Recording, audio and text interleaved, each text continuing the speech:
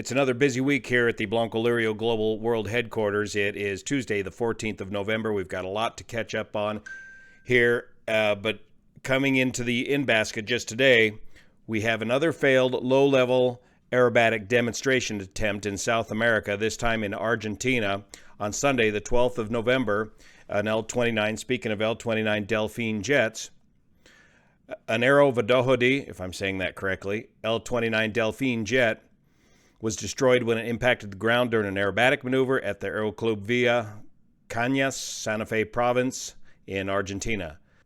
Online videos show the aircraft in a low-altitude flyby over the airport before it started what appears to be a victory roll, in other words, an aileron roll. At the top of the roll, the aircraft entered a dive from which it was not able to recover. He dished out of it. Let's check it out. Here's a view from 780 Mega TV.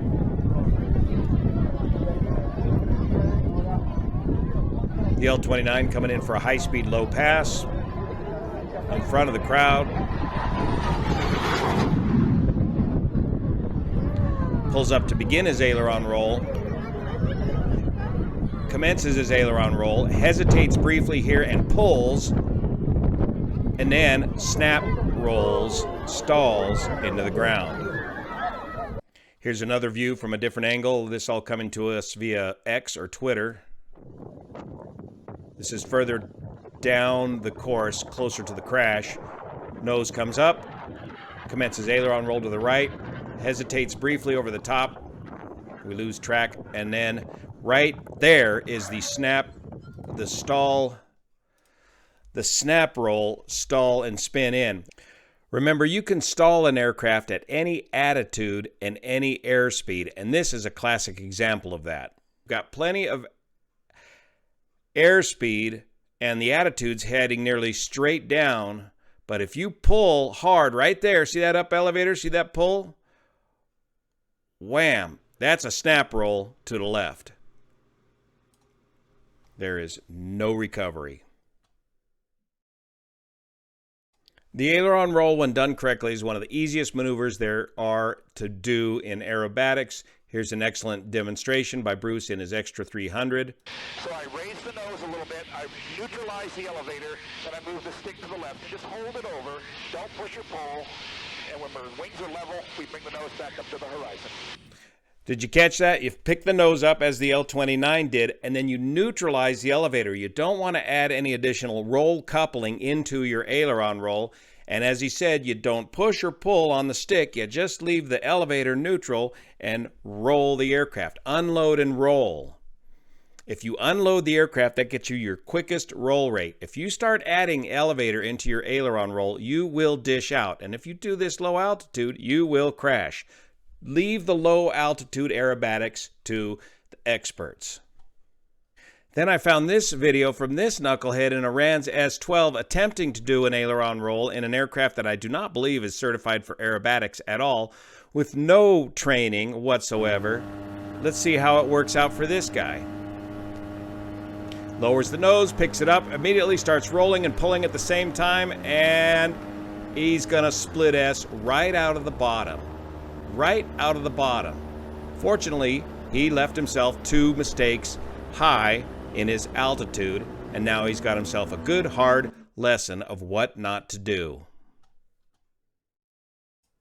Meanwhile, back up at Coeur d'Alene, I'd like to get some more information on this accident that occurred yesterday, 13 November, a Cessna 310D. That's a 1960 model. That's just 1 year newer than Harvey. A Cessna 310D crashed when landing at Coeur d'Alene Airport, Pappy Boyington Field at Coeur d'Alene, Idaho. The sole pilot on board received unspecified injuries and was taken to the hospital in stable condition, and the aircraft was destroyed. According to news reports, the pilot was doing touch and goes there at Coeur d'Alene Airport.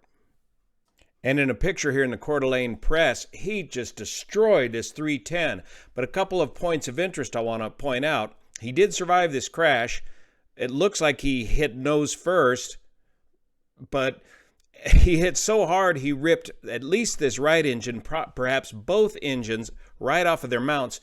But check this out. The tuna tanks The main tanks in the 310 are those 50-gallon tuna tanks on the wingtips, and by design in the manual it says that these tanks are designed to separate from the aircraft in the event of a crash to avoid a post-crash fire, and that appears to be the case in this incident here.